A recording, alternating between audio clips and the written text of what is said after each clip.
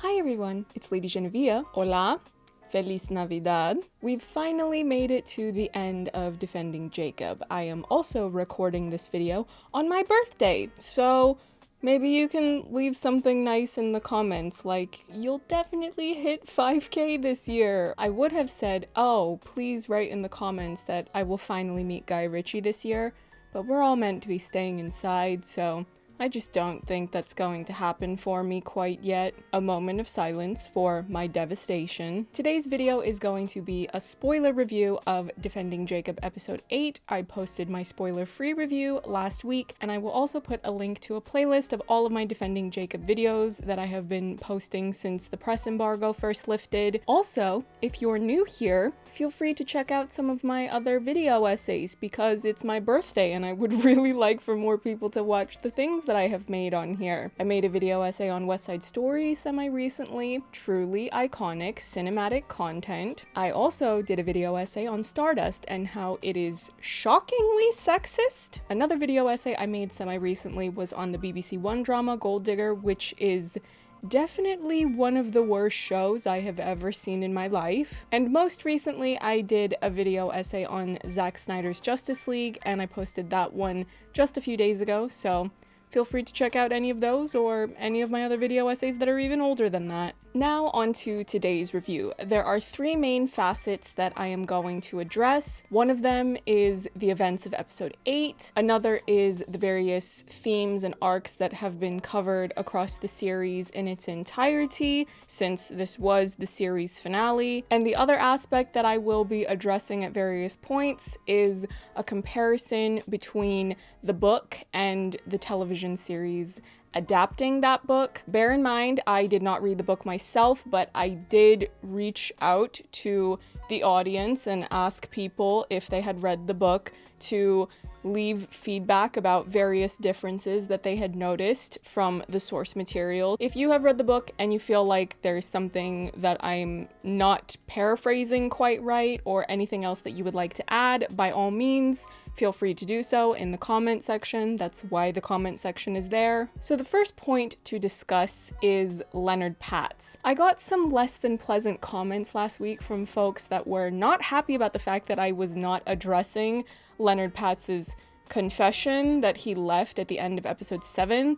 There was a very clear reason for that, which I said multiple times in the comment section, and after a while I think I might have just given up on answering the same question over and over again. I didn't talk about Leonard Patz's confession last week because I had already seen all of the episodes, so I knew how that storyline was going to carry out in episode 8, and I was not interested in pretending to speculate on what that confession meant when I already knew what was coming after that. Now that we've all seen all 8 episodes and we can talk about what happened, of course, everyone will have seen that Father O'Leary had in fact broken into Leonard Patz's apartment and forced him to write that letter and then staged his death to look like it was self-inflicted when in fact it was not. Father O'Leary is a character that we've seen a couple times now, and it was revealed that he had in fact been sent by Billy Barber to look after the Barber family. I remember getting at least one comment last week from a viewer that was saying something to the effect of, why do people think that this confession actually means anything when we saw that there was a Lincoln parked outside? And of course I couldn't respond to that because I was not about to get in trouble for confirming anything about what was going to happen in episode 8, but that person who wrote that comment was absolutely spot on. It was funny how they were the only person to actually write down this piece of information, because even if I had addressed it, I don't know if it would have counted as spoiling, because the car being shown on screen, that's not really a spoiler because it was in fact right there in front of everyone. Of course, there were other people that seemed to already have an idea of what the confession did or did not mean and who Father O'Leary really was because they had read the book or looked up a synopsis beforehand. But at least for the people that were completely unaware and were in fact maintaining the mystery of what was going to happen in episode 8, it was kind of funny that there was a pretty obvious clue right there in the show that not everybody seemed to have picked up on. This particular turn of events, of course, calls into question the validity of the claim that Leonard Patz was responsible for Ben's death, but either way, I don't feel bad about what happened to Leonard Patz because we all saw that he was a predator and he had continued to reoffend. So even if Father O'Leary had not gotten to him, I would have still said he needed to go to jail. And of course, people who harm kids in that way don't usually make it very long in jail. Again, in this episode, we see Michelle Dockery serving face. That expression on her face seems to insinuate that there's a nagging voice in her subconscious that something's still not quite right. Did Michelle Dockery invent acting? Not necessarily. I would say that it was probably Olivia Colman who invented acting on series 1 of Broadchurch when she screamed, "He was 11!" Truly a cultural reset. But Michelle most certainly served a quality performance, as she always does. And where are her trophies? Are trophies even environmentally friendly? Should we stop giving people trophies? Should we even bother with award shows at all when the Oscars were only created by Louis B. Mayer in order to prevent workers from unionizing?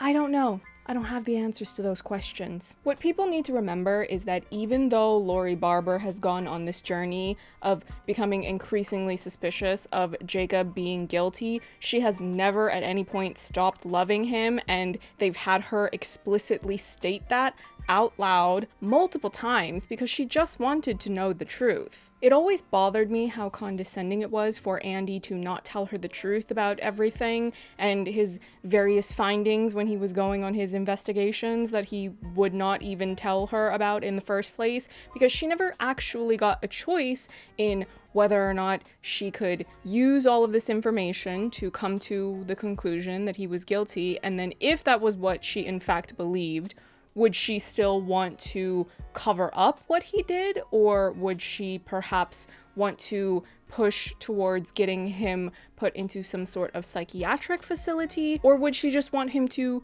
be honest, plead guilty, and then deal with the consequences of his actions? That could have also been particularly compelling, dramatically speaking. Andy Barber seems more inclined to just keep lying to his wife and infantilize her in a way so that she's apparently not capable of handling this information and making a decision about it. Okay. While I have enjoyed watching Defending Jacob as a show, I am glad that it is finished because I will not miss the misogyny that has been hurled repeatedly, week after week, towards Lori Barber. Truly revolting. People got mad at her for not telling Andy about the run-in that she had with Janine at the diner, even though she had just found out that her husband had been lying to her for decades. God forbid that she might become a bit more hesitant to open up towards him after just learning that she doesn't even know the man that she's been married to. Not to mention that when they had their falling out in Dr. Vogel's office, she said to him, "Explain it away like you do everything," or "explain it away like you always do." I don't remember the exact quote, but it was something to that effect. That insinuates that there is a history of her trying to address things regarding Jacob's behavior, and him not taking these issues seriously enough to where they would have been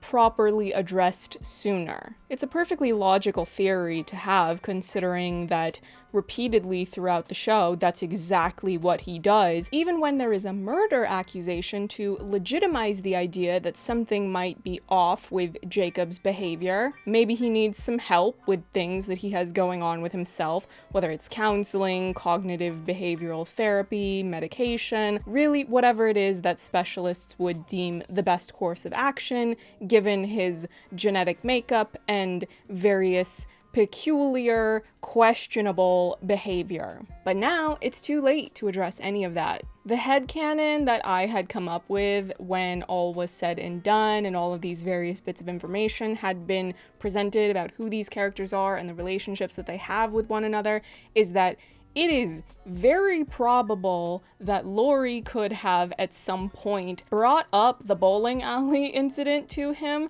and he would have just excused it away because they have outright said in the show that that's what he does, and they have also shown that that's what he does. They're giving you the context clues about who these characters are and how they tend to react to certain information. It's areas like these that make me wish that the show had perhaps been 10 episodes instead of 8, since there were a couple details that I would have liked for them to develop further than they actually did. But given that they did decide to just go with 8 episodes, I think that overall they were pretty efficient in making the most of that time and trying to get a lot of information and meaningful drama and character moments presented throughout the entire series. There were a fair few people that seemed determined to demonize Laurie about her believing that Jacob could be guilty, although perhaps more of these people were upset about this before the story came out and also before he said what he said to Sarah.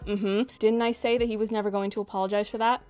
And did he ever apologize for that? No, he did not. The way people would talk about it, it was almost like they were thinking that because she believes that he could be guilty, that she doesn't love him, even though she said multiple times on the show that she would love him no matter what. Her desire for the truth does not negate whether or not she loves her child, and I don't know why people thought those were mutually exclusive, but that's besides the point. And since I'm already in this space of addressing various foolishness that came up in the discourse of the show, I got a very peculiar comment in which someone was responding to my offhanded comment about Dr. Vogel being the only Asian woman character on the show that had any substantial material. And they had said in response to that, Dr. Vogel is Indian, not Asian. Where do you think India is? Have you ever looked at a map? Did nobody tell you that South Asia is in fact part of Asia? I know it's very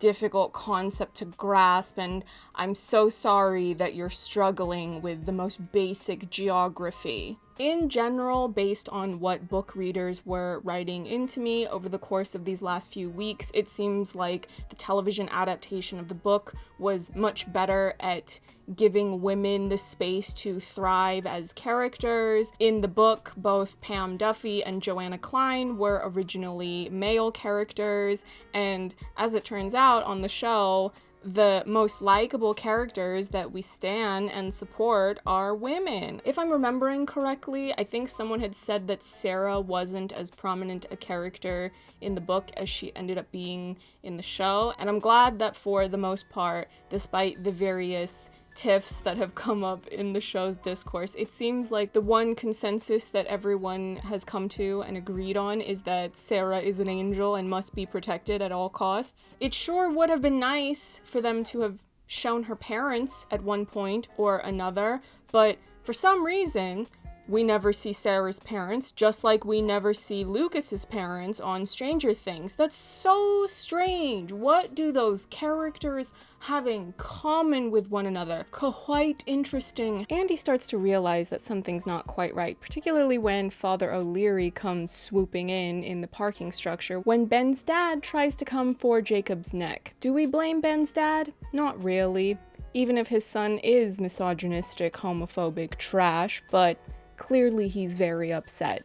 Maybe if he had put that same energy into parenting his son, then his son would still be alive. I'm just saying. And don't come for me, these are fictional characters, nobody actually died. So let's go over some of the things that Andy says to his father when he visits him in jail. I really love this scene because it's when Andy finally gets a taste of his own medicine. Some of the things he says include, "Just tell me. Don't lie to me." Gee, why does that sound so familiar? Oh, right, because that's more or less the same thing that Laurie has been saying to Andy for this entire season. Oh, karma got its kiss. Cognitive empathy refers to being able to take the perspective of another person. Now, if Andy was well developed in having this ability, then you would think that he would come to this realization that, oh wait, this is what I've been putting my wife through. He is demanding the truth from his father the exact same way that Laurie has been demanding the truth from him. She even says in this episode, "We agreed. This is how it's going to be now. no more secrets. One last note about Billy Barber, since this is the last we will see of him. When he says to Andy, in reference to Leonard Patz, "What, the kitty? What about him?" Billy Barber might not be a good person, but at least about this one thing, he's not wrong. I love the line that his character has about being a good father or being a good person, and his acknowledgement that he himself is neither, but he is letting Andy know that Andy has a choice to make about who he's going to be as a person. It's really addressing one of the main philosophical dilemmas of the show really well. Jumping ahead to Puerto Vallarta, let's talk about Hope, shall we? Long story short, in the book, Hope is not found alive. It's pretty damning evidence that Jacob is in fact guilty of what he was accused of. In general, from the feedback that I've gotten from the book readers, it seems as though the book was a lot more heavy-handed about presenting very damning evidence that would suggest that Jacob is in fact guilty of what he is being put on trial for. Some of the things that I have had written to me in my comments include the fact that Jacob in the book has the murder gene, and Andy's father is not only a criminal, but so is his grandfather and his great-grandfather. Another thing that someone wrote to me is that apparently Jacob in the book buried a live dog. Listen, here's the thing about that type of treatment towards animals. It is fairly common to see that as a precursor to individuals who go on to kill people. So Andy finally tells Lori the truth.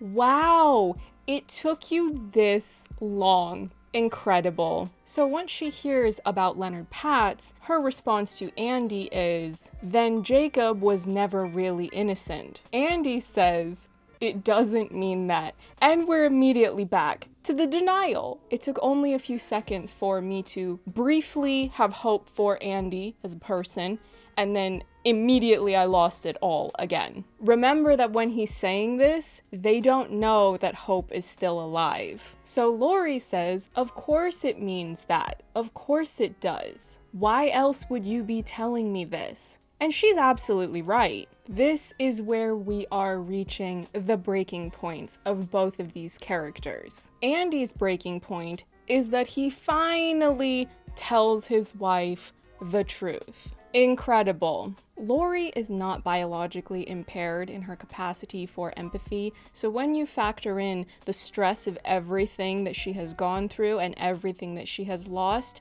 and on top of that, the guilt that she has over what she believes her son did and the pain that it has inflicted on others, is too much for her to handle. That is what leads to the car crash. The way that the show implements its storytelling and builds up the tension to that car crash is really well done. I love that full circle moment of her looking at the baby book and then Andy finding it in the trash. The fact that she threw it away in the trash, oh, truly a queen moment. I love the way that they maintained continuity with her character, the fact that even when she is about to crash the car, she says that she loves him no matter what. She just needed to know the truth, and it became too much to bear, the stress of everything and all of the lying that was happening to her. I mean, that is classic gaslighting. Everything that is happening around her and everything that these men are saying to her, they're making her question her reality. Lori is both biologically and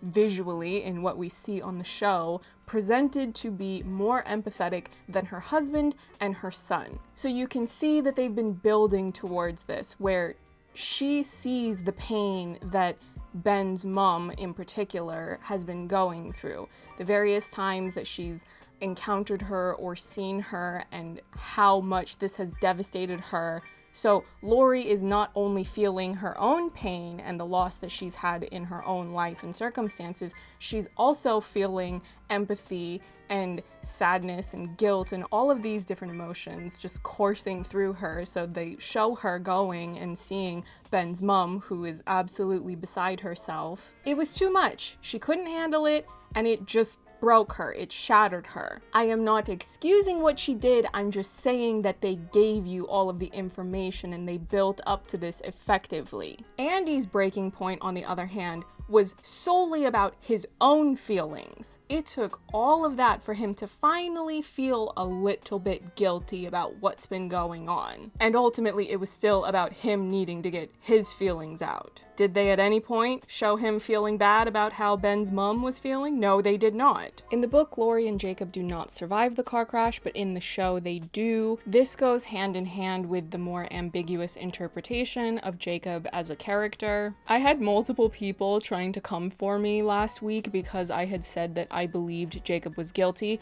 There were some people that were bringing up Leonard Patz's confession as proof to the contrary, which of course I was not about to refute, since doing so would have involved spoiling the outcome of that material that would be eventually shown in episode 8. My interpretation of Defending Jacob as a show is that Jacob is not explicitly presented to be innocent or guilty, because ultimately that is not the point of the story. Despite the fact that I personally believe that Jacob is guilty because the story is enough evidence for me to decide that that is what I think, the show makes a point of never giving you a clear answer about whether it was Jacob or Leonard Patz or someone else entirely. The show gives you various hints that Jacob may have been guilty, and it also puts a lot of focus on Laurie's emotional turmoil, but ultimately the show is in many ways about Andy Barber. More specifically, what the show does is employ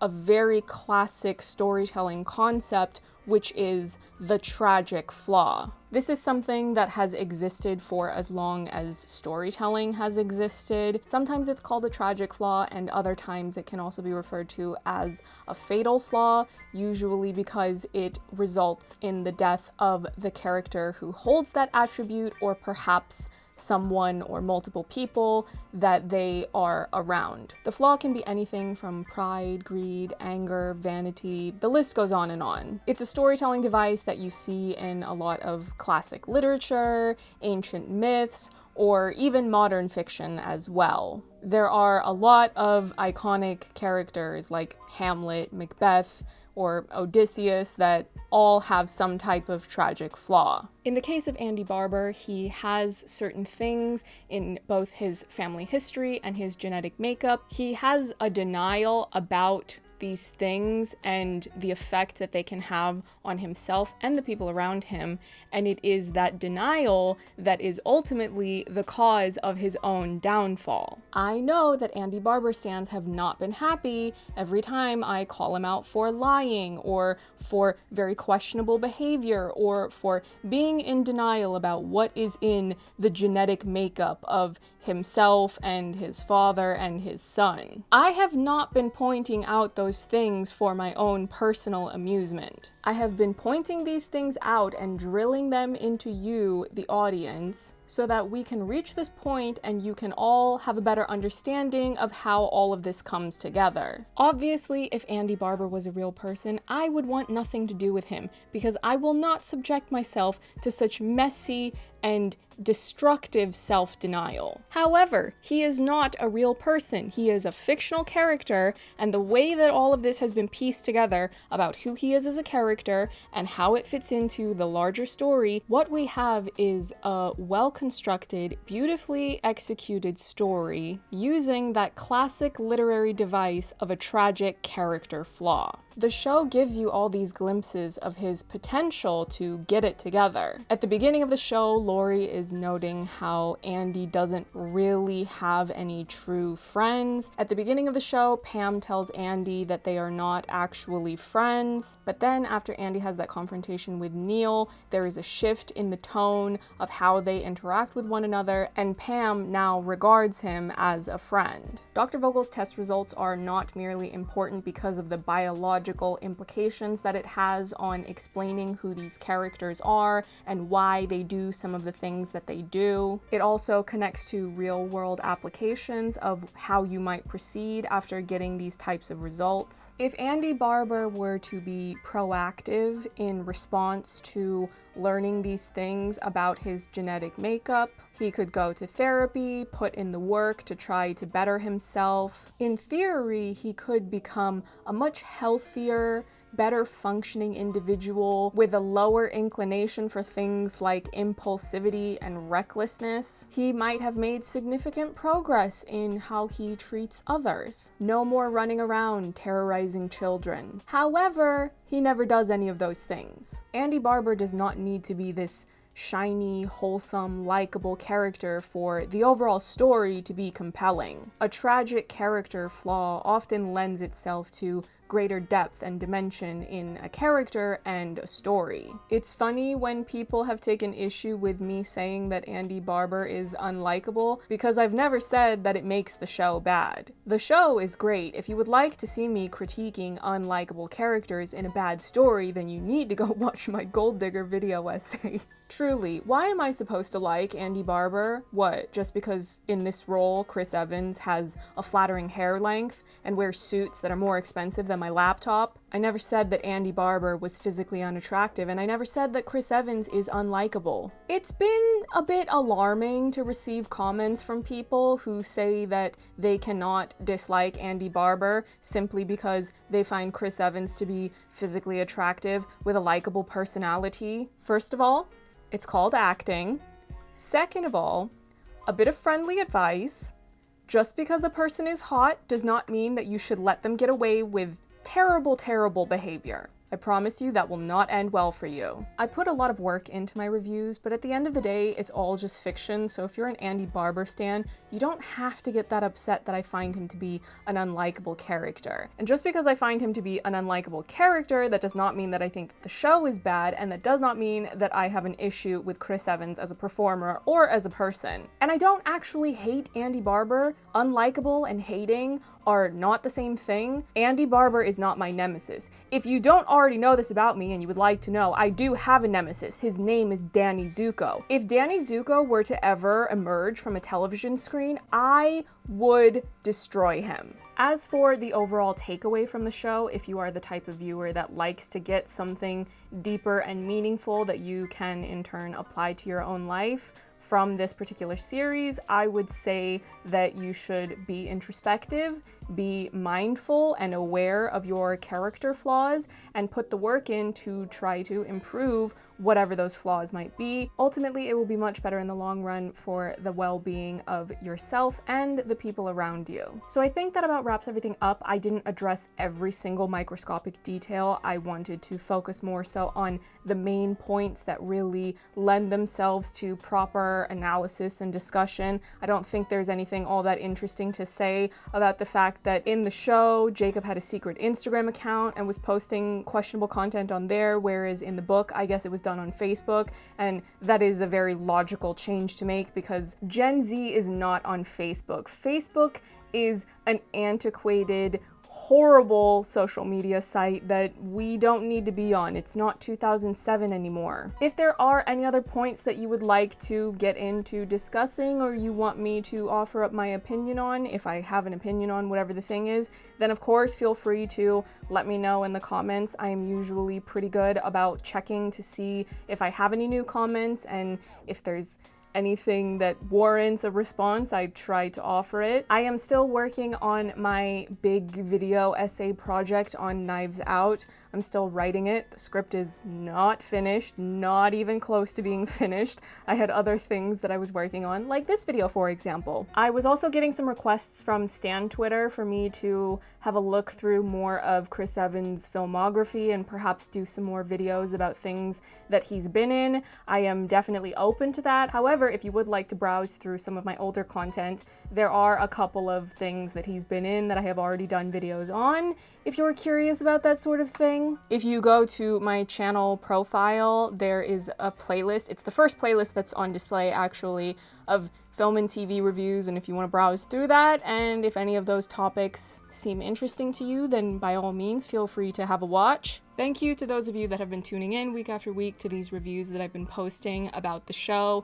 It was very unexpected, but I appreciate all of the support. Don't forget to like this video because it really helps out my channel, and it's my birthday and I would really like to have a successful upload. It's not my birthday the day that this is being uploaded, it's my birthday on the day that I'm filming this, which is Wednesday, May 27th, the same birthday as Christopher Lee. That's right, I share a birthday with Dracula, Count Dooku, and Saruman, and also Andre 3000. I'm sorry, Miss Jackson. You can also find me on social media on various platforms like Twitter, Instagram, Letterboxd, and Vero, and I'll see you in the next one. Bye!